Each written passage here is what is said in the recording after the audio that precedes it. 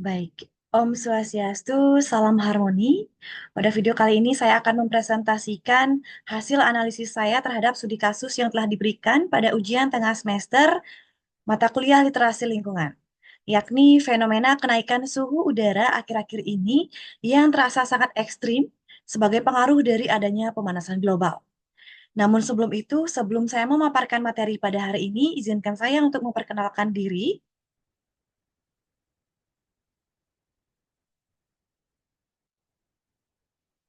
Baik, perkenalkan saya Nimade Orcita Taudani dengan NIM 221509108. Adapun beberapa topik pembahasan yang akan saya sampaikan pada hari ini, yang pertama tentu penyebab terjadinya kenaikan suhu udara sebagai pengaruh dari adanya pemanasan global. Kemudian yang kedua, dampak yang akan dirasakan ekosistem lingkungan beserta makhluk hidup. Dan yang terakhir yaitu alternatif solusi menyelesaikan permasalahan atau studi kasus yang telah diberikan. Baik, langsung saja kita ke tahap pembahasan. Nah, yang mana pada hari ini saya akan membahas sebuah fenomena kenaikan suhu udara akhir-akhir ini yang terasa sangat ekstrim sebagai pengaruh dari adanya pemanasan global. Nah, dari fenomena yang terjadi ini, kita dapat analisis penyebab terjadinya fenomena itu, yang mana akan saya bahas pada poin 1. Nah, salah satu penyebab terjadinya fenomena itu adalah meningkatnya emisi gas rumah kaca, seperti karbon dioksida dan metana yang menumpuk di atmosfer akibat aktivitas manusia, seperti pembakaran bahan bakar fosil, deforestasi, dan juga polusi industri. Yang paling kita dapat lihat pada akhir-akhir ini yaitu polusi industri tentunya yang ada di lingkungan sekitar kita dan nyata kita dapat lihat di dalam lingkungan sekitar kita. Nah, seperti yang kita pelajari bahwa efek rumah kaca yang berlebihan menjebak panas di atmosfer. Nah, sehingga hal itu dapat menyebabkan suhu global naik. Oke, itu dia. Poin pertama yang akan saya sampaikan di situ yaitu meningkatnya emisi rumah kaca, aktivitas manusia, dan juga populasi industri, yang mana itu dapat menyebabkan terjadinya studi kasus atau pemanasan global itu sendiri. Nah, yang kedua, dari fenomena ini, yang paling terdampak adalah ekosistem dan juga kehidupan yang akan saya bahas pada poin 2 di sini. Yang mana jika kenaikan suhu itu berlanjut, ekosistem dan makhluk hidup akan mendapat dampak yang serius. Apa saja dampaknya? Yang pertama tentunya penurunan keanekaragaman hayati, di mana beberapa spesies akan punah karena tidak mampu beradaptasi dengan perubahan suhu ekstrim yang disebabkan oleh pemanasan global tersebut. Kejadian yang kedua atau dampak yang kedua yaitu cuaca yang ekstrim, seperti meningkatnya risiko bencana alam.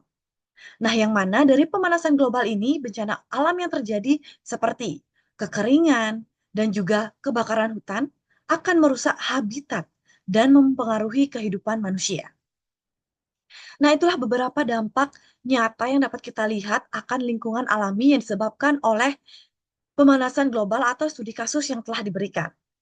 Nah, di sini saya sebagai makhluk hidup dan juga sebagai generasi muda, adapun alternatif dan juga solusi yang dapat saya sarankan, yang mana yang pertama tentunya pengolahan limbah secara efisien, di mana dengan memaksimalkan program daur ulang dan pengurangan sampah plastik, serta mengelola sampah organik dengan pengomposan, dapat mengurangi emisi metana dari tempat pembuangan akhir.